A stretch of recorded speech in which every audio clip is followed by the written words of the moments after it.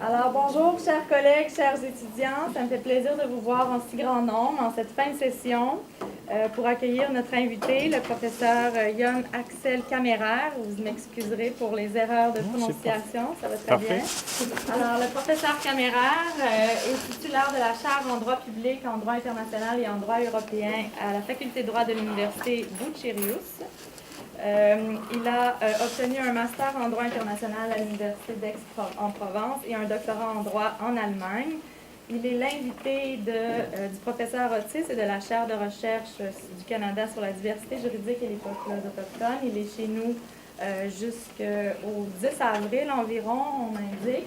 Alors, bienvenue parmi nous, bienvenue à la section de droit civil et ça nous fait très plaisir de vous accueillir pour cette présentation, l'émergence du droit international public dans le colonialisme impérial. Merci d'avoir accepté notre invitation. Merci bien de votre cordiale présentation et merci au professeur Otis de m'avoir invité.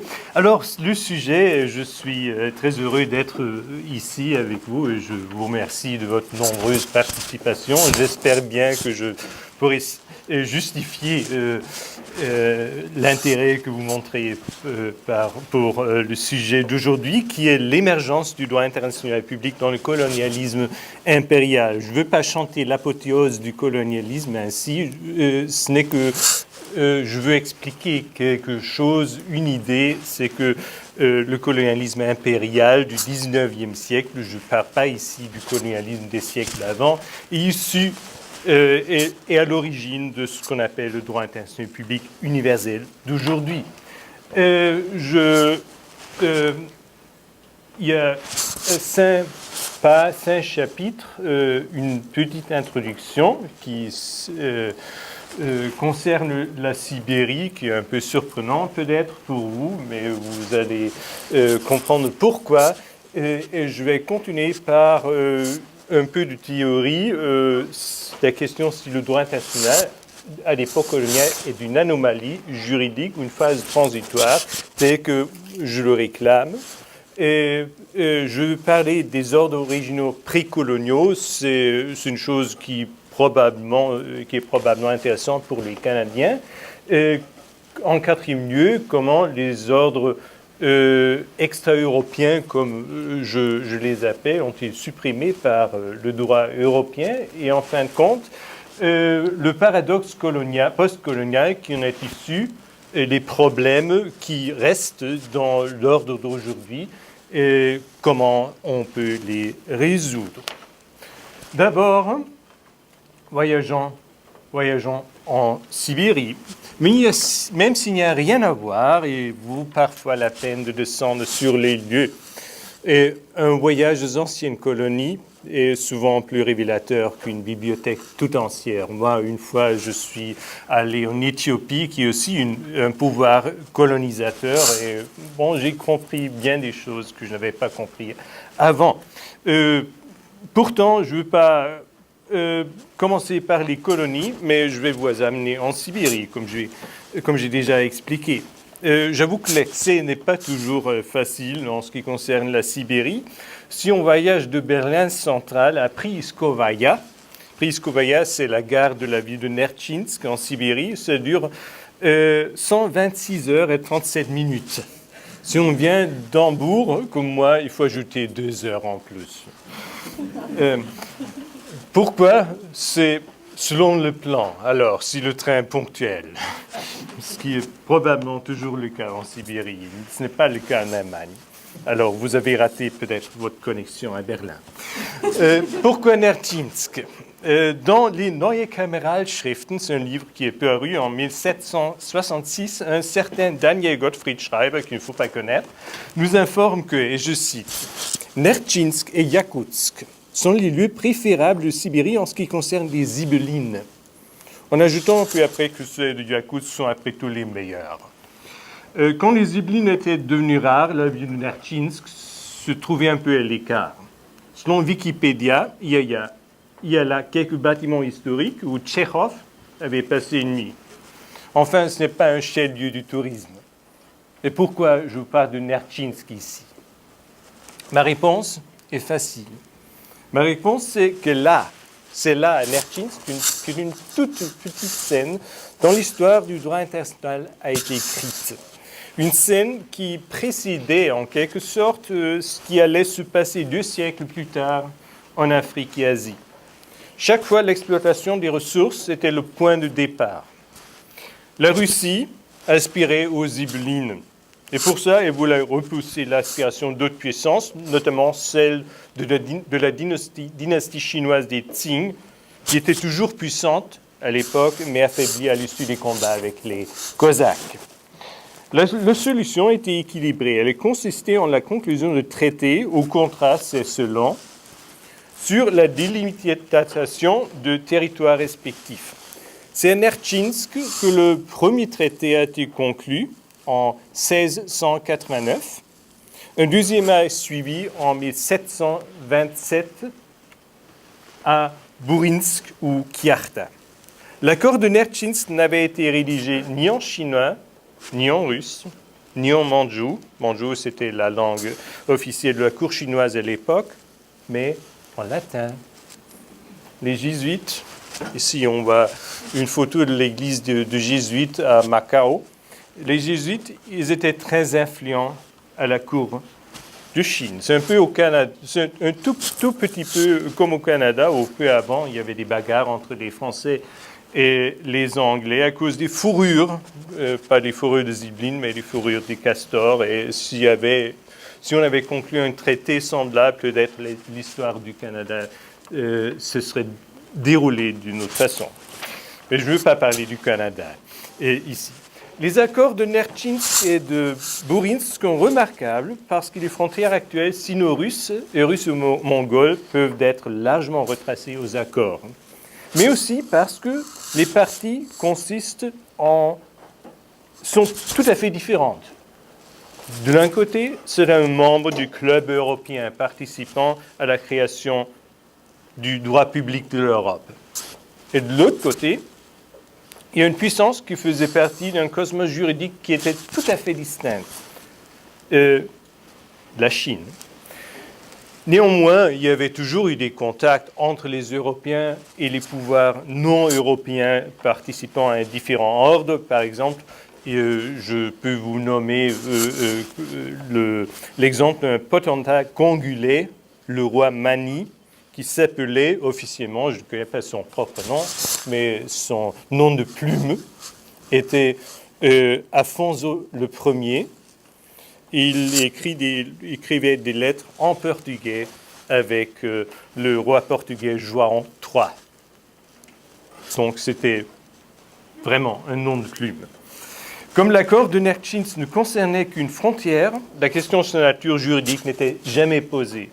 En vérité, elle est assez délicate, pour le moins en rétrospective, parce qu'elle permet de tirer des conclusions sur le colonialisme impérial, qui est mon projet de recherche actuel. Alors, ce que je vous présente ici, c'est le projet de recherche que je fais ensemble avec un collègue qui est aussi juriste, un historien. Le projet n'est pas encore achevé, mais on parvient lentement à sa fin.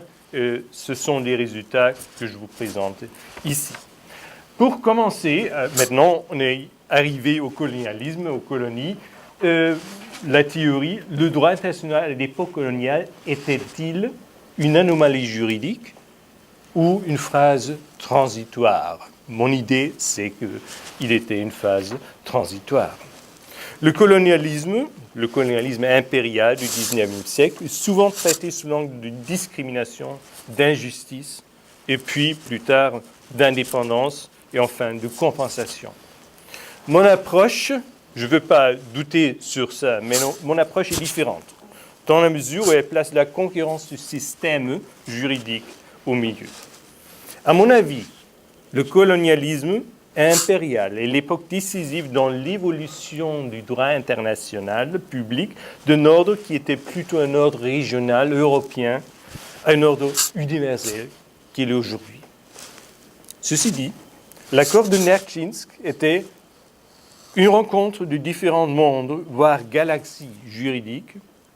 Il était toujours constructeur. tandis que le colonialisme était destructeur parce que l'un des ordres, le droit public européen, ou westphalien si on veut, évinçait les systèmes qui existaient en Afrique et ailleurs. Cette élimination fut une précondition de l'établissement d'un ordre juridique unique, universel, 100 ans plus tard. Mais comme il s'est agi d'un universalisme imposé sur les anciens peuples colonisés qui n'avaient pas le choix du système en devenant indépendants, le droit international public universel souffre d'un vice congénital. J'en parlerai un peu plus tard.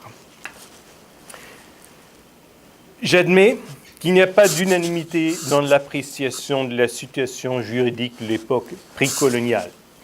Par exemple, pour Aleksandrovitch, fameux juriste, Anthony Anghie et d'autres, il existait toujours un droit international à l'époque précoloniale qui pour eux était essentiellement un droit naturel dont tous les peuples du monde entier étaient des acteurs.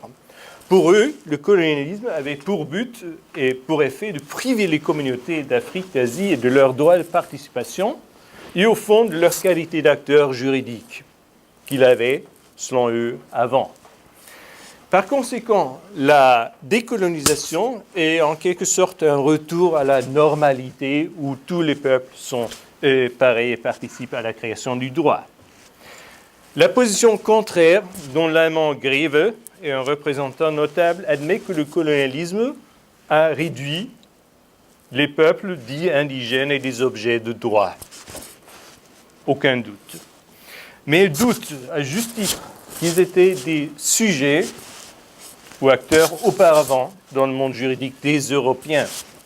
Selon cette théorie, l'existence d'un ordre international précolonial n'est qu'une fiction.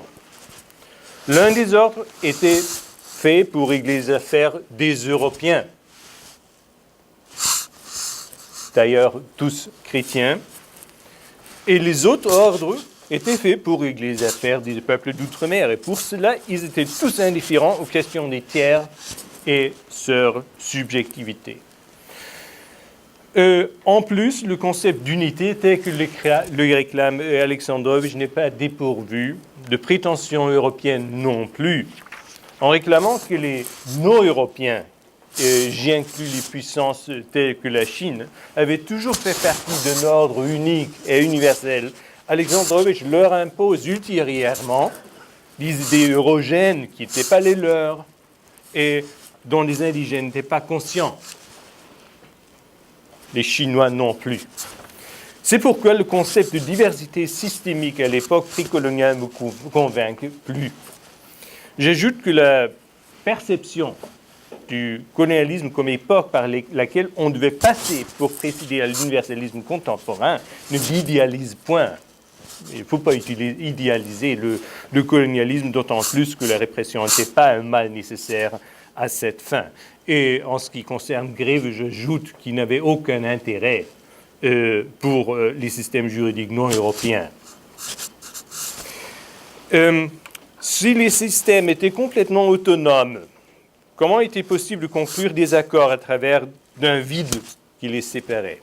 J'admets que la validité d'accords entre systèmes est dure à établir quand on ne croit pas à l'existence d'un droit unique comme Aleksandrovitch. À l'époque précoloniale, ces accords transsystémiques, qu'on peut les appeler, étaient plutôt rares. Et là, on les concluait, les parties adoptaient une approche pragmatique. Le sinocentrisme de l'Asie orientale, avec la Chine au milieu et tous les autres peuples dans des cercles concentriques autour, se heurtait à l'idée de l'égalité des parties contractantes qui était intrinsèque du droit public de l'Europe.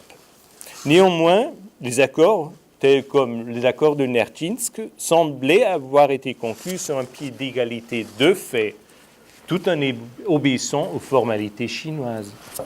Par exemple, les délégués russes, je reviens à l'accord de Nertchinsk, comme vous voyez, faisaient kowtow devant l'empereur. C'est un geste qui se devait aux puissances tributaires. Mais ils faisaient sans payer de tribut. Une chose qui symbolise l'écart systémique entre les mondes juridiques, les Russes et les Chinois, est le choc que les Russes ont éprouvé lorsqu'ils voyaient ce que les Chinois faisaient avec l'accord signé. Ils le brûlaient. Non pour souligner sa nullité, mais sa validité. C'était justement ce que les Chinois faisaient traditionnellement avec les accords signés. À mon avis, cette validité ne peut pas être déterminée par le droit international public, car la Chine n'y participait pas, n'en savait rien et n'en voulait pas. À la rigueur, le droit international eurogène pourrait servir de réponse pour les Européens uniquement, tandis que les Chinois pourraient recourir à leur système de cercle concentrique, une approche bifocale, si on le veut, mais j'admets que je ne suis pas encore tout à fait tombé sur une solution complètement pertinente en ce qui concerne cet aspect. Mais c'est ainsi que nous parvenons aux coordonnées juridiques au début de l'époque coloniale. Mon constat est celui d'un parallélisme de différents ordres juridiques, dont l'un est le droit public de l'Europe, ou bien d'un polycentrisme de macrocosmes juridiques régionaux. On parvient donc à un modèle de transition en 3 phases. D'abord, on a le parallélisme précolonial avec multiples ordres régionaux. Et en ce qui concerne le droit public de l'Europe, il y avait une application limitée à l'Europe, un peu au-delà de l'Europe, avec un degré de participation assez bas, parce que c'était considéré l'affaire des Européens. Puis, ce qui se développe, c'est un écart entre le champ d'application territoriale et la participation qui reste restreinte auprès du droit international de l'Europe. Et c'est l'époque du colonialisme impérial. Et enfin, après 1945, avec le droit international public universel, les ordres régionaux se voient éliminer, le degré de participation est haut, tous les peuples du monde participent à l'ordre, mais il n'y a qu'un ordre unique qui s'extend, bien sûr, au monde entier. C'est une monoculture juridique, c'est ce qu'il faut avouer, et elle est issue du colonialisme qui a largement déguisé les traces des autres ordres régionaux. Ceci conduit aux questions centrales de notre projet, qui sont les suivantes. Comment peut-on identifier les macro-ordres non européens et leurs caractéristiques? La deuxième question, c'est comment le droit public de l'Europe a-t-il su évincer les ordres indigènes? Quelle était sa méthode? Et enfin, quelles sont les répercussions de la collision des systèmes dans le droit international actuel? Quels sont les conflits qui en résultent? Je viens de parler d'un vice congénital. Et comment peut-on les résoudre?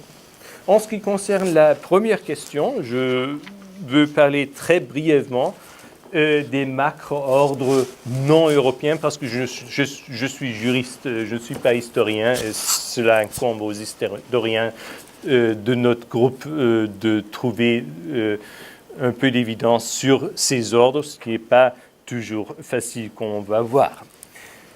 Le suffixe isme implique en allemand plus qu'en français la présence d'une idéologie. En fait, le droit international de l'Europe commence à assumer 3 axiomes: exclusivité, supériorité et universalité à l'époque coloniale. On pourrait invoquer à ce point que cet ordre avait toujours été exclusif, pour autant qu'il était accessible au pouvoir européen uniquement. Mais cette exclusivité précoloniale émanait du fait que l'ordre juridique avait été conçu pour satisfaire les besoins des Européens, le club, et qui ne se vantait pas être applicable au pouvoir tiers de manière inconditionnelle. J'avoue que l'image un peu simplifiée et qu'on peut constater des tendances impériales avant le XIXe siècle auprès de certains pouvoirs, aucun doute. En ce qui concerne, alors, c'est la comparaison, club juridique, affiliation limitée. Et en ce qui concerne les non-européens, à droite ici, pour le simplifier, je l'appelle indigènes, la perception est très semblable. Leur macro-ordre était eux aussi exclusif. En principe, ils étaient inaccessibles au pouvoir tiers. Le problème, c'est que la majorité des sociétés indigènes ne connaissaient pas la langue écrite. Il est donc assez difficile d'établir les principes et règles de leurs liens intersociétaux. Ça incombe aux historiens, pas moi. C'est d'autant plus difficile que les notions issues du droit public de l'Europe, telles que droit international, État, immunité, souveraineté, même territoire, sont inappropriées aux structures complètement étrangères à ces mondes juridiques et leurs axiomes. Quand Afonso, le roi Afonso de Mani, a parlé en portugais, il devait employer des termes issus du droit européen. Il n'y avait pas le choix, mais c'était des termes qui ne déterminaient pas complètement ce qu'il voulait dire, je suppose. Je n'ai pas lu les lettres, mais j'espère les trouver un jour. À mon avis, l'emploi irréfléchi de ces termes par les juristes et par les historiens fait barrage non seulement à la compréhension des ordres qui existaient au-delà de l'européen, mais aussi à la conscience de leur existence historique, au moins en rétrospective. Parvenons maintenant à la quatrième question qui est assez délicate et qui porte sur la manière de suppression des ordres juridiques extra-européens par les Européens. L'extension du cadre d'action du droit public de l'Europe se fondait sur un consensus d'acteurs qui était plutôt statique au début et plus tard très ouvert et bien documenté lors de la conférence de Berlin de 1884. Il était soutenu par la vaste majorité des juristes dans les différents pays. D'un côté, les acteurs considéraient maintenant que leur ordre gouvernait le monde entier. De l'autre côté, ils continuaient à réserver la participation aux Européens. Et quand je parle d'Européens, je compte parmi eux les puissances américaines aussi. L'affiliation au club, qui n'avait pas été que dans la nature de choses avant, s'était convertie à un privilège. Un événement parlant était la conclusion du traité de Paris de 1858. C'est un traité par lequel l'Empire ottoman était officiellement intégré au concert européen. Le traité marque aussi une mutation de paradigme dans la mesure que le christianisme cesse d'être le dénominateur commun de l'appartenance au club. Désormais, un héritage chrétien ne suffit plus comme sésame. Est-ce que cela veut dire que des pouvoirs tels que l'empire des Amaras devaient rester en dehors, comme il aurait dû d'ailleurs celui du roi Afonso s'il avait encore existé. Donc, la nouvelle mission impériale du droit public d'Europe allait de pair avec l'idée d'exclusivité, plus supériorité et universalité. C'est-à-dire qu'on n'admettait plus la possibilité qu'il existait des systèmes, voire la possibilité qu'il existait des systèmes régionaux hors du système européen. Attendu que ces peuples n'étaient pas non plus admis au club européen, les pouvoirs européens les ont dégradés d'acteurs à des objets de droit, de leurs droits, pour être précis. Selon la doctrine prédominante, les indigènes habitaient des territoires considérés des terrae nullius, qui étaient susceptibles d'être occupés par tout État européen. La perception religieuse de la communauté internationale a été remplacée par une perception civilisatrice que l'on trouve encore dans la charte de la Société des Nations, avec les différentes catégories de mandats A, B ou C, selon ce qu'on considérait l'État civilisateur. À part de négation de l'existence d'ordres parallèles, il fallait une politique de refoulement, de soumission. Le déclin des compagnies coloniales au XIXe siècle, dont les fonctions étaient maintenant assumées par les États souverains, conduisait à la territorialisation d'intérêts globaux, qui avaient été jusqu'ici tout d'abord politico-économique. Territorialisation. Cette évolution a eu lieu en Asie à peu près un demi-siècle plus tôt qu'en Afrique. À la différence des rencontres précoloniale qui était dominée par le pragmatisme. L'on le voit très bien dans le traité de Nerchinsk. Le colonialisme impérial engendrait des conflits d'intérêts entre les différentes galaxies juridiques. Le problème, c'était qu'il n'existait pas, il ne pouvait pas exister un droit de conflit de loi qui n'était pas en vue et qui aurait pu aider à les trancher, mais il n'y avait pas de telle chose entre galaxies juridiques. Et en plus, les Européens n'avaient pas en tête de faire des compromis en niant la possibilité d'ordre parallèle, y niant en même temps la possible concurrence parmi les règles juridiques. Antérieurement, la volonté des Européens d'assujettir les Africains était plutôt faible, le commerce prévalait. Or, la mutation de paradigme a conduit à l'octroi d'un ordre spatial sur une région qui était restée intouchée par ça jusqu'alors. Comme la majorité des sociétés indigènes ne connaissaient pas la langue écrite, il est difficile d'établir les principes et règles de leurs liens intersociétaux, d'autant plus que les associations issues du droit public de l'Europe, je les ai déjà mentionnés, droit international, État, immunité, souveraineté et territoire, sont inappropriées aux structures complètement étrangères à ce monde et à ses axiomes. À mon avis, l'emploi irréfléchi de ces termes fait barrage à la compréhension des ordres qui existaient au-delà de l'européen, mais aussi à la conscience de leur existence historique.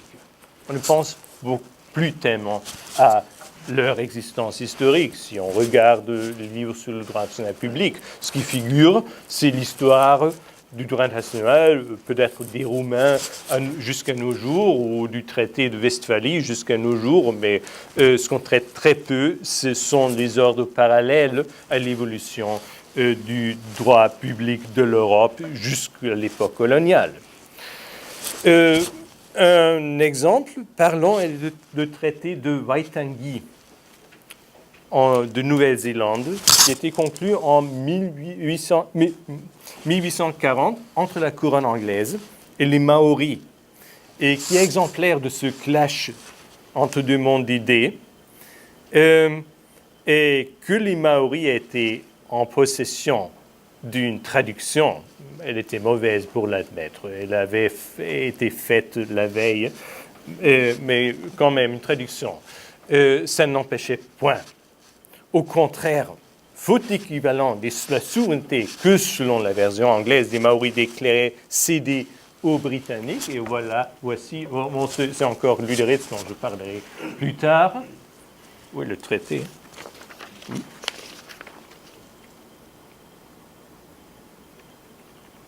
Pardon. Voilà. Voilà le traité de Waitangi. Je voudrais tirer votre attention sur le premier article. The chiefs of the Confederation of the United Tribes of New Zealand and the separate and independent chiefs who have not become members of the Confederation cede to Her Majesty the Queen of England absolutely and without reservation all the rights and powers of sovereignty. C'est le mot-clé, la souveraineté. Which the said confederation or individual chiefs respectively exercise or possess or may be supposed to exercise or possess over their respective territories as the sole sovereigns thereof. Donc, les souverains cèdent la souveraineté à la couronne anglaise. Mais ça ne figure nulle part dans la version maori que vous voyez ici. Les mots-clés sont tuku et kavatananga. Tuku, ça veut dire transmettre, et kavatananga se peut traduire par autorité ou gouvernement. Mais vous voyez aussi que le premier article est beaucoup plus court en maori. Ce n'est pas tout à fait surprenant. La traduction a été faite rapidement, mais aussi on parvient à la conclusion que le traducteur ne savait pas très bien comment le traduire. Pour cela, pour les Maoris, ça doit avoir été un peu énigmatique. Ils ont quand même sous-signé le traité. C'est un dénominateur commun de la plupart des ordres indigènes, surtout en Afrique, aussi un peu moins en Asie, mais aussi en Nouvelle-Zélande, c'est l'absence de territorialité, de l'idée de territorialité. L'appartenance à un peuple, une tribu, un clan, l'emportait sur la location géographique. Il n'y avait pas de frontières nettes. Il y avait des zones de contact assez floues. Borders en anglais. Je pense qu'en français, la notion la plus appropriée peut être confins. D'abord, les Européens tracent des zones d'intérêt parmi eux. Ils le font notamment sur la confiance de Berlin. Mais cette action ne peut créer que des titres incomplets. Avec l'établissement de structures administratives, les lignes qui avaient été abstraites jusqu'à ce point s'endurcissent et deviennent de véritables frontières entre colonies, coupant les zones de contact et détruisant peu à peu les régimes indigènes à base personnelle. Les Africains, eux, prêtaient aussi trop peu d'attention à cette stratégie européenne. C'est naturel, puisque pour eux, il s'agissait non seulement de res inter alios acta, mais d'affaires ressortissant d'un système juridique étranger qui ne semblait pas le toucher. Dans la plupart des cas, ce n'est pas une conquête, mais plutôt une subreption. En plus, il y avait des juristes qui, en dépit de leur qualification de terre de res nullius, exigeaient que, si possible, un accord soit conclu avec les indigènes avant la prise de possession. Cette approche consensuelle reflète le principe de, probablement, proportionnalité. La nature juridique des accords, voire leur validité juridique, alors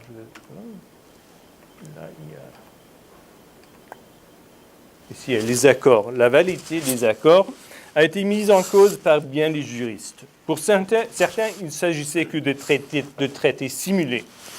Dans une première phase, les émissaires des puissances européennes s'ajustaient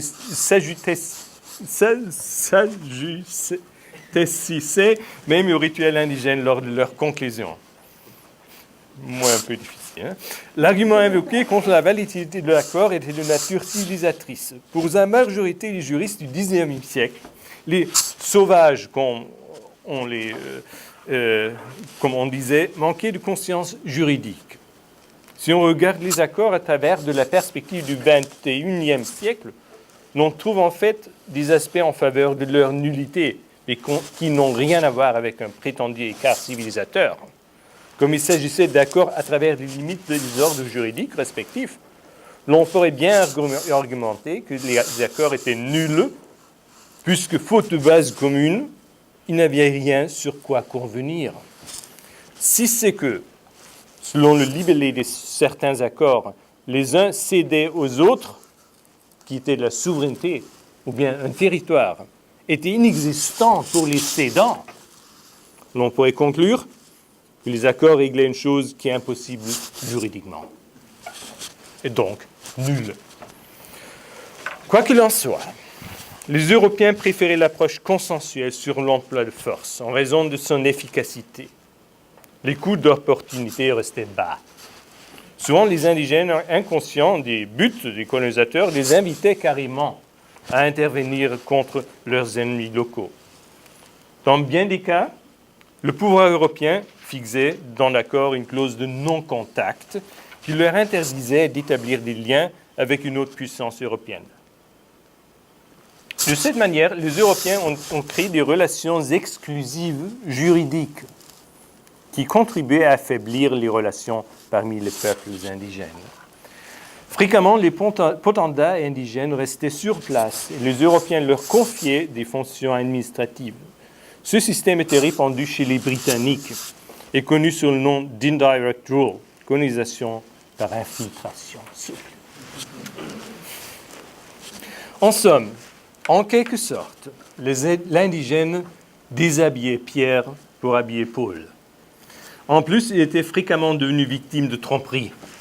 Par exemple, en 1883, le commerçant Adolf Lüderitz et les peuples des Nama ont conclu un accord sur la cession ou mise à disposition, je ne sais pas juste ce qui c'était, d'un territoire de 20 000 carrés autour de la baie d'Angra Pequena, qui est aujourd'hui la ville de Lüderitz. en Namibie. Ici, c'est une photo. Alors, c'est là la ville de Lüderitz. C'est une ville assez belle, à l'aspect très allemand, au milieu du désert.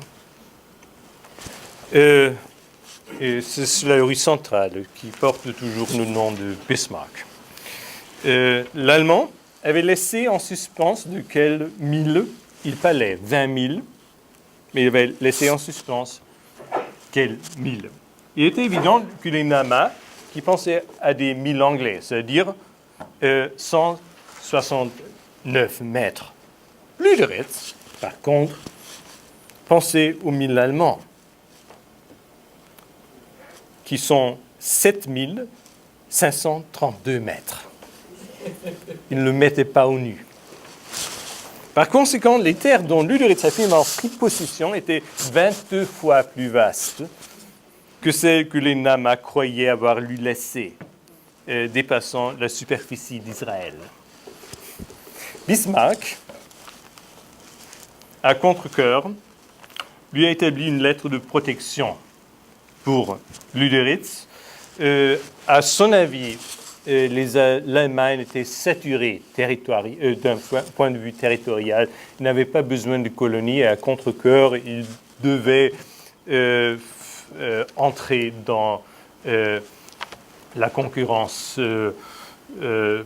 pour les colonies et à contre-cœur aussi, il a finalement consenti à convoquer la conférence de Berlin en 1984, une année plus tard.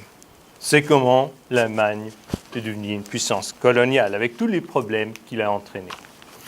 J'ajoute que les Européens n'étaient pas unanimes en ce qui concerne les conditions à remplir pour l'acquis de souveraineté territoriale.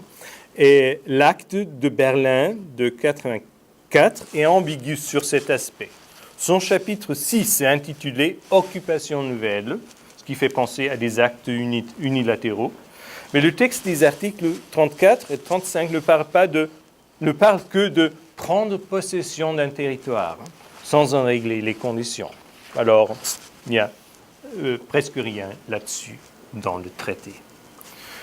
Que les indigènes aient été dégradés à des objets de droit, à savoir du droit public de l'Europe, est mis en relief par leurs insurrections et comment ils ont été abattus par les puissances coloniales. Comme les indigènes n'étaient pas considérés égaux aux Européens, ils n'étaient pas non plus traités à l'échelle du droit humanitaire appliqué aux conflits armés hors des colonies. Il ne faut que mentionner le Congo, État libre sur le papier, mais en vérité une colonie conduite par le roi des Belges à manière d'une compagnie, soumettant la totalité de la population congolaise aux travaux forcés, dont la dureté a coûté la vie à plusieurs millions. Quand les Herero s'étaient révoltés dans la colonie allemande de l'Afrique du Sud-Ouest, dont Lüderitz, qui est finalement issu de ces 28 000 kilomètres carrés,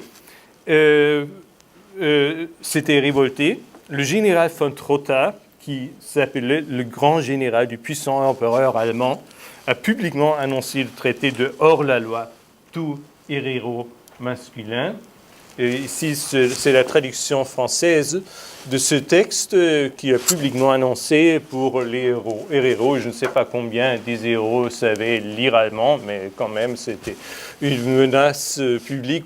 Peut-être c'était plutôt adressé aux Allemands pour les faire savoir comment les troupes allemandes étaient fortes. Alors, je cite, « Moi, le grand général des soldats allemands, envoie cette lettre au peuple Herero. Les Herero ne sont plus des sujets allemands.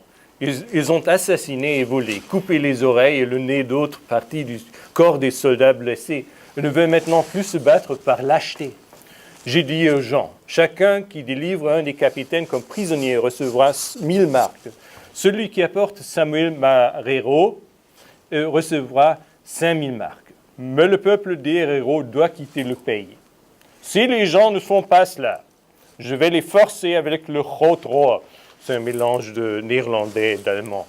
Dans les confins allemands, c'est le fusil. Dans les confins allemands, chaque Herero, avec ou sans fusil, avec ou sans bétail, sera fusillé. Je n'accepterai plus de femmes et d'enfants. Je les ferai recoller à leur peuple ou je ferai tirer sur eux. Ce sont mes mots au peuple Herero, le grand général du puissant empereur allemand. Si on lit avec un peu lentement, on parvient à la conclusion que la menace, l'ordre d'anéantissement, c'est le titre sous lequel c'est connu, un peu contradictoire. Alors, et fusil ne veut pas fusiller, veut chasser les femmes. Non, c'est un peu contradictoire. Et c'est aussi l'une des raisons pour lesquelles elle n'a pas été appliquée littéralement. Mais au bout de la bataille définitive, près du Waterberg, qu'on voit ici, les héros dispersés sont réfugiés dans la plaine aride d'Omaek, là-bas, où, selon les héros, des dizaines de milliers sont morts de soif, puisque les Allemands auraient rendu les quelques fontaines inutilisables. Vrai ou non? Après 1905, on ne comptait plus que 20 000 héros dans la colonie qui étaient dépossédés et opprimés. Le gouvernement militaire britannique au Kenya a réagi à la révolte Mau Mau en délogeant la majorité du peuple Kikuyu, en internant et torturant les leaders des insurgés. Lors du soi-disant massacre de Ola, des activistes Mau Mau sont morts de coups, de maltraitance et de viols. Et tout ça s'est passé non au XIXe siècle, mais entre 1952 et 1959. Par exemple, d'ailleurs, c'est un cimetière allemand en Namibie, près du Waterberg. Alors, il y avait aussi des Allemands qui sont morts dans la bataille, mais beaucoup plus de héros. Je parviens maintenant à la dernière partie, qui est le paradoxe postcolonial. Maintenant, ça revient au juridique. Il est temps de passer de l'histoire au présent, de se concentrer sur la troisième question, les traces du colonialisme dans le régime actuel, qui est le droit international public universel. Le droit international s'appuie sur l'autodétermination des peuples, pour laquelle la décolonisation est une condition préalable. Il pourrait sonner absurde, mais à mon avis, c'est ici où l'ancien droit public de l'Europe a remporté sa plus grande victoire. Car le prix à payer pour l'indépendance par les peuples colonisés était la perte d'un choix entre systèmes. Le retour à leurs ordres régionaux n'était plus possible après que les puissances coloniales les avaient anéantis. Il est vrai que les anciens colonisés ont cessé d'être des objets de droit et qu'ils ont à nouveau assumé un rôle d'acteurs, mais acteurs d'un ordre qui avait été formé par des autres et qui les avait discriminés encore peu avant. Voici le défaut du droit international de l'après-guerre. Ne pas constituer un ordre tout neuf, mais être l'extension des peuples du droit public de l'Europe, être un ordre eurogène. J'appelle ce mal le paradoxe postcolonial. Il fait du droit international public une espèce de cadeau de grec. Les implications ne doivent pas être sous-estimées. S'il y a continuité juridique systémique entre le droit international du XIXe siècle, celui du XXe et XXIe siècle, le droit appliqué aux événements historiques doit être celui de l'époque. Tempus regit actum. Or, il n'y avait interdiction ni de génocide, ni d'annexion, ni d'agression à ce temps-là, et les quelques standards humanitaires déjà établis ne s'appliquaient pas aux colonies, ce qui n'empêchait pas les Britanniques de s'emparer des colonies allemandes après la Première Guerre mondiale en reprochant les Allemands d'avoir violé les standards humanitaires. Mais c'est une autre histoire. Il est même douteux que l'idée de jusqu'aux gens ait déjà pris pied à l'époque. Ce n'est que pour les conflits survenus après 1945 et l'appréciation juridique est distincte. Les droits d'homme universels, la prohibition de torture et de génocide s'y appliquent, même si quelques anciennes puissances coloniales refusent de l'accepter. Même ici, il s'est avéré que les titulaires des droits ne sont guère en possession de les faire valoir. Le nouvel État indépendant ne peut pas se vanter un titre parce qu'il est le successeur juridique non des victimes, mais des anciens colonisateurs. En plus, il sera souvent réticent par crainte de dédommager les bonnes relations avec les anciens maîtres. Il s'y ajoute que le gouvernement du nouvel État indépendant n'a aucun intérêt à mettre en doute les actions de la puissance coloniale, puisque c'est à elle et au principe uti possidetis que l'État doit son existence dans ses limites territoriales. Qui questionne la légitimité du régime colonial risque d'ouvrir la boîte de Pandore.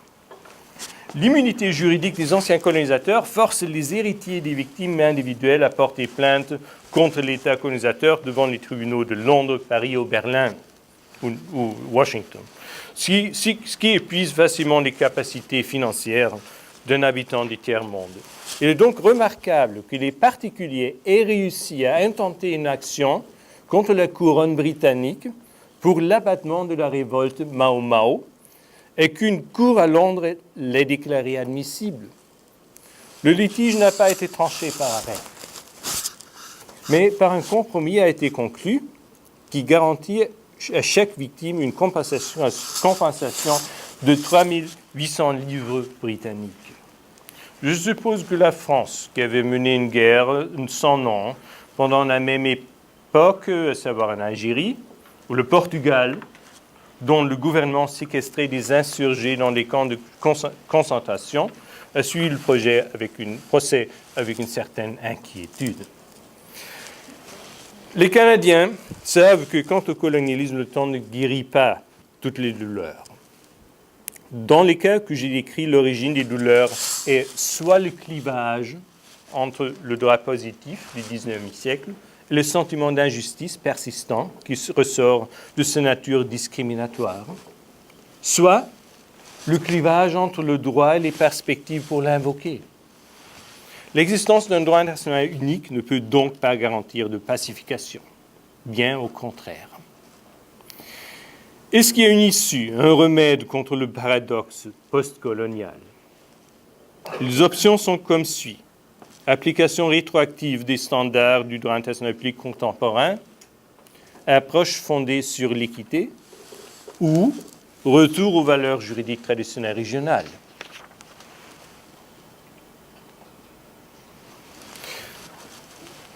Application rétroactive. Dans la théorie et la pratique internationale, il y a sans doute une tendance à mettre la lunette du droit aujourd'hui pour apprécier les faits d'antan. Il faut que mentionner le massacre turc commis contre les Arméniens, qui est fréquemment qualifié de génocide, bien que ce crime n'ait émané que 30 ans plus tard. Ou le changement de la perspective de la même cour italienne sur les atrocités commises par les soldats allemands à Rome entre 1945 et 1997. D'abord acquittement, puis peine perpétuelle. Les RRO ont fondé une action devant un tribunal américain qui avait été rétracté peu après sur des reproches comme ceux de génocide et crimes contre l'humanité. Mais il s'agit toujours de cas solitaires. Le droit international ne permet pas l'application rétroactive de ces règles parce qu'elles mènent la souveraineté à l'absurde. Si la volonté des États souverains est décisive dans le droit international, et s'il y a continuité d'ordre de l'impérialisme jusqu'à nos jours, la volonté des États souverains dans nos jours ne peut pas prévaloir la volonté des États d'autrefois. En plus, sans fixer des limites temporelles de la rétroactivité, elle ne pourrait guère contribuer à la pacification, mais toute limite serait en elle-même arbitraire. Bien sûr, les États souverains ont la capacité de se mettre d'accord sur la rétroactivité de certains standards internationaux, notamment quant aux colonies. Mais c'est un scénario assez peu probable, car les anciennes puissances coloniales, qui ont pratiquement tout un cadavre dans le placard, même les États-Unis, refuseraient de se rallier à un tel compromis. Enfin, cette solution émanerait uniquement du droit international public, sans toucher à la cause des conflits, qui est l'élimination des autres macrosystèmes par ce dernier. Et l'aide au développement, même dans les cas que je considère rarissime, où l'ancienne colonie en profite vraiment. Les donateurs évitent d'établir toute connexité entre les événements historiques à l'époque coloniale et le support financier, dans leur propre intérêt, mais aussi à l'égard des tiers. Si l'une des puissances admet qu'un comportement a violé le droit international, il est probable que les victimes essayeront de sortir les cadavres des placards des pouvoirs tiers. C'est pourquoi le Premier ministre du Royaume-Uni n'a fait que déclarer ses regrets pour la souffrance des Kikuyu. C'est pourquoi la ministre du Développement allemande est allée seulement un peu plus loin en présentant ses excuses pour l'abattement des héros. La deuxième approche est ce que j'appelle l'approche d'équité, qui est assez intéressante, mais l'atout de cette approche, qui est d'être indépendant du droit applicable et en même temps son talon d'Achille. Car ce qui devrait être ajusté ou corrigé est le droit. C'est pourquoi l'équité ne promet des solutions adéquates que pour certaines constellations. La vision d'une cour d'arbitrage international pour les litiges coloniaux est plutôt une illusion. Quand même, l'approche mérite notre attention parce qu'elle peut tirer un peu d'inspiration de certains ordres nationaux ayant acquis de l'expérience avec elle. Je ne veux pas parler du Canada ici parce que je suis venu expressément pour apprendre et pour analyser l'importance de l'héritage colonial dans l'identité constitutionnelle de ce pays. C'est pourquoi j'attends vos commentaires avec impatience. L'exemple dont je peux parler est celui de la Nouvelle-Zélande qui, en 1975, avait installé une entité appelée le tribunal de Waitangi, Waitangi Tribunal. Le traité dont j'ai parlé au début est considéré aujourd'hui comme la base constitutionnelle du pays. Mais l'injustice que la divergence dans les libellés et son application avaient entraîné devait quand même être atténuée ou corrigée. C'est la tâche du tribunal de Waitangi, qui n'est pas un tribunal dans le sens propre, mais plutôt une commission qui vérifie l'existence de droits des Maoris et qui donne des conseils pour aboutir à une solution pertinente juridique. La troisième option, c'est le retour aux valeurs juridiques traditionnelles, ad fontes. Cette approche n'est pas rétroactive, mais rétrospective. Si la source des problèmes qu'on éprouve est l'élimination des anciens ordres régionaux par le droit public de l'Europe, si c'est le problème, on pourrait penser à réanimer ces anciens ordres. Il ne faut pas confondre cette approche avec la création de droit international régional, d'autant plus que le plus souvent, la puissance coloniale et l'entité colonisée n'appartiennent pas à la même région. Il s'agit plutôt, et tout d'abord, d'ouvrir la conscience juridique pour la redécouverte de la multiplicité ancienne, la multiplicité de systèmes historiques. Plutôt que de faire de la concurrence au droit international public dont l'unité est un atout qui ne doit pas être compromis, sans doute. Il s'agit de se souvenir d'éléments enfouis, de les emprunter dans le cadre que présente le droit international public. Il y a de telles tentatives maintenant déjà. Il faut penser à la coopération de la Cour pénale internationale à La Haye avec les Gacaca, des tribunaux traditionnels locaux du Rwanda. En plus, le droit international, tant comme les constitutions de certains pays, y inclut le Canada, s'efforce de faire valoir la position juridique des peuples indigènes.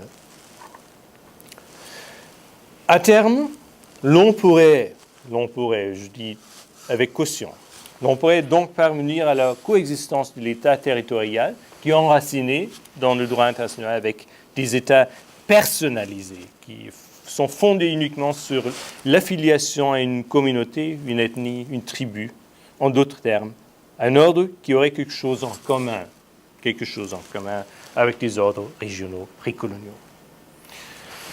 Il ne faut pas se faire d'illusions là-dessus. Mais aussi illusoire de penser que le système des États souverains territoriaux, qui existe depuis à peine 200 ans, existera pour toujours.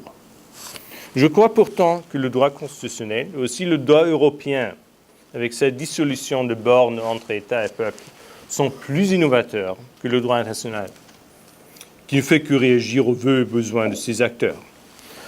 Un droit international de l'avenir plus varié, voire, si on veut, hétéroclite, que celui qui s'applique de nos jours pourrait offrir la chance d'en terminer avec un chapitre dans les relations internationales qui est aussi ambigu que le colonialisme.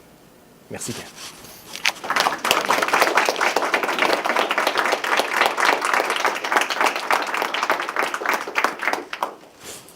Merci pour cette présentation fort instructive, M. Bentley. Une question méthodologique. En l'absence de documents écrits, n'avez-vous pas pensé à vous adjoindre un anthropologue? J'ai pas... En l'absence de documents écrits, n'avez-vous pas pensé à vous adjoindre un anthropologue en plus d'un historien? Oui, tout à fait, mais c'est un projet relativement petit. J'aimerais bien me plonger dans, disons, les entretiens, des recherches qui incluent les entretiens avec les peuples indigènes. Le problème que l'on éprouve, et c'était aussi le problème dans le procès des RRO contre l'Allemagne et aussi les compagnies allemandes, c'était que, faute de tradition écrite, il y a bien sûr une tradition orale, mais cette tradition orale, comme on l'éprouve chaque fois que l'on transmet une information à l'oral, est susceptible de, disons, aussi d'erreurs, ça se transforme très facilement. Et par exemple, les RRO réclament que, comme les Allemands avaient bloqué les sources d'eau dans la plaine Omaek, à peu près 60 000 RRO ont été tués. Tandis qu'il y a des informations sur lesquelles les héros se sont réfugiés à Botswana, le pays voisin, et sont restés là. Alors, il est très difficile de vérifier disons, l'exactitude de ces traditions orales dans ce cas-là. Et quand j'étais en Éthiopie, j'ai vu que même dans un pays qui connaît une tradition écrite, comment les mythes sont répandus chez quelques nations. Pour les héros, par exemple, ce massacre contre les héros, qu'on appelle, alors il y avait d'abord justement une bataille, la bataille du Waterberg, qui était une partie d'une guerre coloniale. Et seulement, ce qui se passait après est disputé entre les héros et les Allemands. Et pour les héros, c'est un peu comme pour les Néo-Zélandais, le traité de Waitangi. C'est quelque chose avec lequel pas tout le monde est d'accord, mais qui est le document de base de leur existence. Mais il est très difficile de vérifier s'il s'agit d'un mythe, s'il s'agit d'une vérité individuelle, pour ainsi dire, mais ça ne suffit pas pour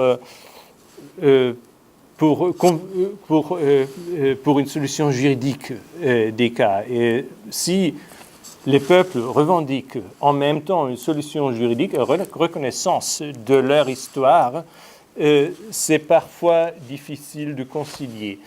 Je voudrais bien faire plus de recherches là-dessus, mais au moment même où on entre en contact avec un texte écrit qui ne peut pas être le texte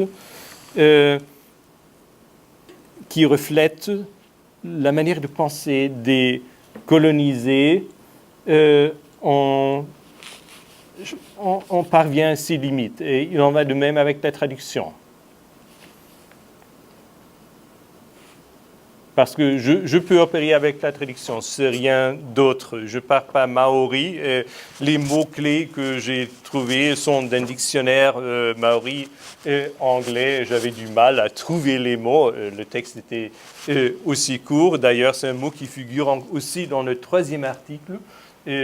Dans le premier article, c'est la traduction souveraineté. Le 3e article, ça traduit le mot gouvernement ou gouvernance. Je ne sais pas exactement ce que le traducteur veut exprimer, mais ce que je sais, c'est que ce n'est pas la même chose que pensaient les Maoris. Oui? Une brève question, professeur Caméra.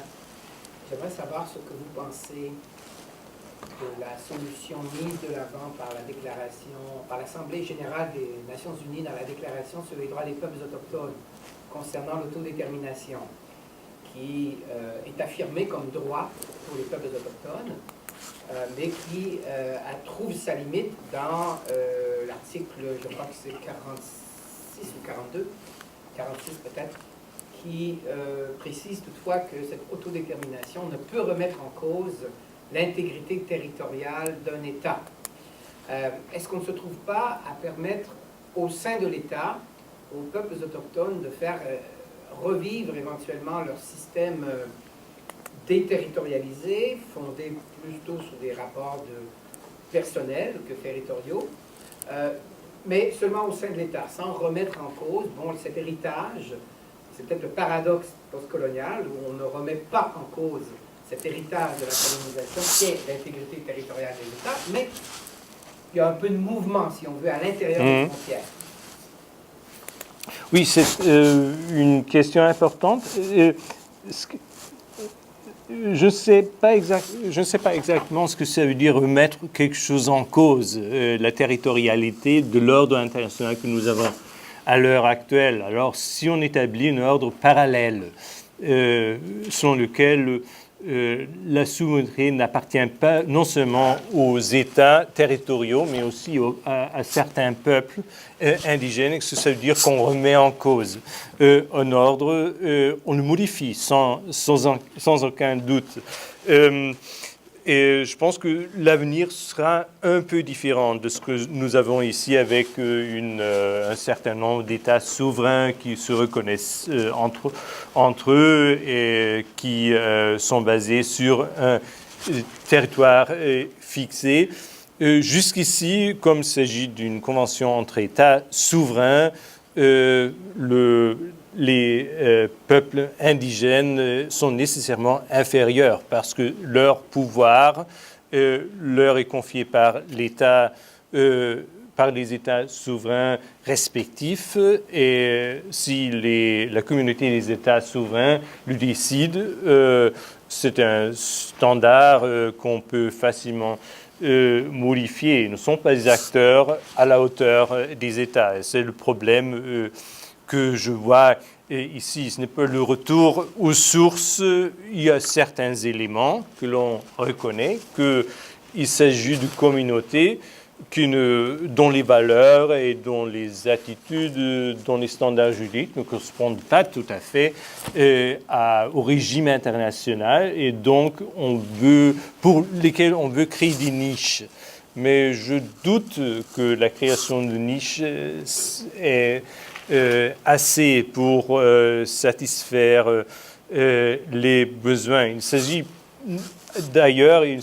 non seulement des peuples indigènes, mais aussi des communautés régionales. La Chine, par exemple, comme communauté régionale, elle agit dans le cadre du droit international public, mais si on considère bien la politique de la Chine, se comporte encore comme on était au XIXe siècle, comme le milieu du monde. Zhongguo, ça veut dire l'empire au milieu. Et c'est parti de son programme. Et la Chine au milieu, et les autres, et qui doivent suivre. Donc, le droit national ici est souvent une sorte de façade. Et derrière, on trouve encore les anciennes structures. Je ne sais pas au juste s'il faut avouer que les structures existent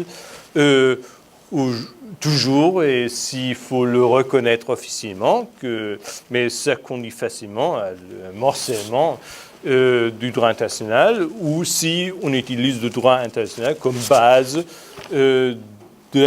pour la création de certains régimes. Ça va avec les peuples indigènes, mais ça ne va pas tellement bien avec les peuples d'Afrique qui ne se considèrent pas indigènes, comme, je ne sais pas, non, je n'ai pas la photo, et ici, comme par exemple l'Éthiopie. Sophie, oui. Merci pour votre propos, j'ai trouvé, moi. Oui, oui. Donc, Sophie, on est deux dans la salle. Merci pour votre propos, j'ai trouvé extrêmement stimulant. J'ai une question qui est liée à celle de Ghislain, en fait, c'est au sujet de la solution de l'équité. Alors, vous avez référé au président de White-Andy, vous dites vouloir référer à d'autres solutions nationales, dans lesquelles on procéderait par l'équité pour établir des relations plus justes post-coloniales.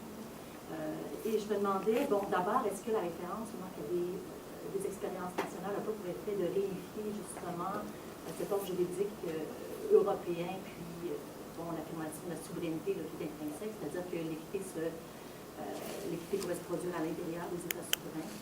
Est-ce qu'il n'y a pas un présupposé en référant aux solutions nationales? Donc, c'est une de mes questions. Oui, c'est une question importante, mais qui est très, très difficile à répondre. C'est la dernière phase de mon projet. Les solutions nationales, l'approche d'équité. Je vais en Nouvelle-Zélande en juin pour m'occuper un peu plus du traité de Waitangi. En ce qui concerne les autres solutions nationales, sais que très peu. Je sais qu'il y a des solutions nationales, dont je n'ai aucun présupposé pour répondre à ça. Je sais qu'il y a pas mal d'approches en Amérique du Sud, en Amérique latine, en ce qui concerne les peuples indigènes. Le problème, c'est que la décolonisation, la première phase de décolonisation, pour ainsi dire, parce qu'on sent qu'on a besoin d'une deuxième phase, ça a été une colonisation à deux niveaux. Disons que en Amérique latine, le problème que ça a été exclu de notre cadre de recherche parce que la colonisation a été entamée dans une époque où le droit international public n'existait pas encore. Alors je réclame que même le traité de Westphalie est, disons, le point de départ pour le droit international, mais contrairement à ce qui est décrit dans les livres, le droit international était complètement fini lors du droit de Westphalie. Je pense que l'époque coloniale du Xe siècle qui a donné naissance au droit international. En bref, là où l'on trouve des exemples, ce sont des exemples qui je peux considérer, mais qui sont des exemples qui sont un peu à l'écart de notre champ de recherche qui porte sur l'Afrique et l'Asie. Et en Afrique, je sais qu'au Nigeria et ailleurs, il y a quelques efforts, quelques tentatives pour valider les peuples indigènes, mais pas vraiment grand-chose. C'est une partie de ma question qui est peut-être un peu plus claire. Comment on peut penser l'équité dans l'ordre normatif international lui-même? Donc, sans référer à des exemples nationaux comme tels, est-ce que vous pourriez penser à des exemples de solutions qui seraient fondées sur l'équité, mais dans l'ordre juridique international?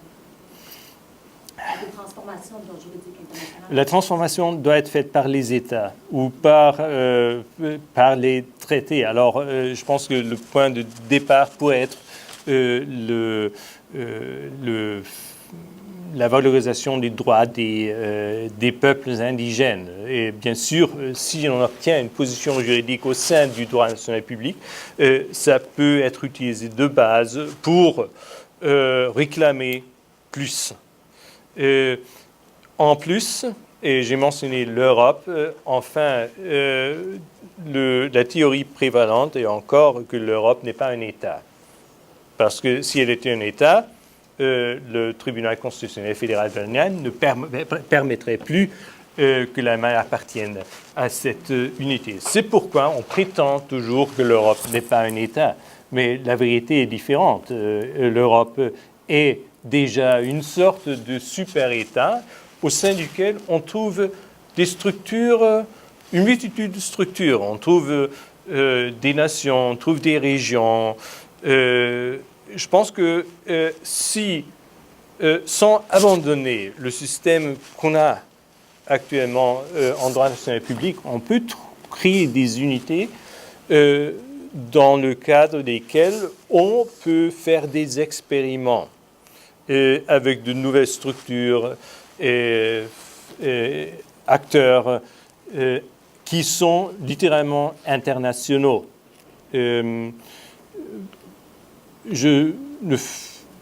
Europe, la nationalité ne compte plus en Europe. Alors, lorsque je me trouve à l'étranger, je profite de tous les droits et privilèges qui ont été confiés à un Européen, mais en même temps, et c'est l'aspect intéressant, je suis toujours lié avec mon État d'origine, par exemple comme compagnie. Et je pense qu'on peut en faire pareil avec les droits indigènes ou avec les peuples. Avec les peuples. Quand un peuple se trouve dans le cadre d'une entité territoriale, on peut lui donner un statut différent de l'État, de l'entité territoriale. Je pense qu'on assiste ici à une évolution qui conduit à un système plus varié qu'à la fin du 19e ou début du 20e siècle, où il y avait seulement les États qui comptaient. Les États sont en déclin. Oui? Oui, vous mentionnez comme l'un des fondements du colonialisme, la doctrine de terra nullius, même si les terres étaient occupées par les nations autochtones. Depuis l'année passée, au Canada, il y a une décision de la Cour suprême de la nation tchilkotine, dans laquelle, dans un édictat, la Cour a dit que même dans la même situation, la doctrine de terra nullius ne s'est jamais appliquée au Canada. Est-ce que vous pensez que cette nouvelle manière de penser pourrait remettre en question la manière de percevoir la question à l'échelle mondiale, en Afrique ou en Europe?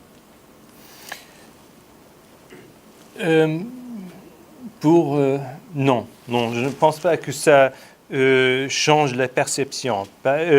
J'ajoute que la perception de terra nullius n'est plus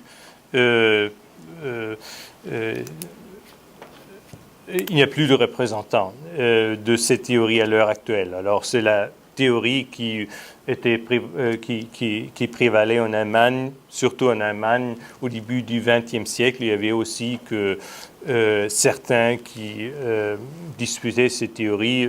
Il y avait j'ai lu la dissertation écrite par un juriste allemand, juif, qui a dû quitter le pays plus tard, lequel ce n'était pas des terra nullius. Mais si on considère des terrains non nullius, on doit quand même se faire des idées sur le statut de ces terres. Le problème reste que les terres n'avaient pas de statut juridique dans le cadre du droit international public. Ce n'était pas, pour moi et pour beaucoup, ce n'était pas des États. Pour être des États, alors je leur ai confié le statut d'État, mais c'est l'action de confier quelque chose à quelqu'un qui ne le veut pas et qui ne connaît pas. Alors, je pense que si certains disent, oui, c'était des États, comme par exemple aussi la Cour de justice des Nations Unies, dans son arrêt sur le Sahara occidental. Là, il y a un passage qui dit, oui, c'était des États. On attribue quelque chose à une personne sans lui demander si la personne est d'accord avec le statut. Et je suis complètement convaincu que les peuples n'étaient pas d'accord avec le statut à l'époque. Là, il y avait divergence d'ordre. Donc, même si on dit que ce n'est pas des terra nullius, les juristes qui ne l'ont pas dit disaient quand même que il s'agit de terres que les Allemands, que les Européens auraient pu prendre possession sur la base d'un contrat, d'un traité, dépendant de comment on va le nommer. Alors, ça ne sert guère à une solution. La Cour internationale de justice a essayé de trouver une solution à un cas individuel en réclamant qu'il s'agissait de nations indépendantes, souveraines à ces époques. Mais je pense que c'est une position erronée, mais qui, dans ce cas-là, dans ce cas individuel, aidait à fonder une base juridique. Mais en somme, on reste à ce clivage entre monde juridique, même si on n'applique pas la notion de terra nullius. Le fait, c'est qu'il y avait une colonisation, la colonisation a été faite, terra nullius n'était pas une des méthodes pour expliquer ce qui s'est passé. Une explication juridique, ce serait passé en dépit indépendamment de l'explication juridique. Donc, la réponse est plutôt que non, on ne le ferait plus aujourd'hui, parler de terra nullius, mais il n'y a pas de concept qui est vraiment convaincant pour aboutir à une solution pertinente. Merci. Une dernière question, ça va? Alors, il me reste à vous remercier et à vous inviter à faire connaissance avec le professeur Caméraire qui sera dans les locaux donc, de la chaire dans les prochaines semaines. Alors, 313A. Au 313A. Voilà. Alors, merci beaucoup et revenez la semaine prochaine pour la dernière conférence de la saison. Merci à vous.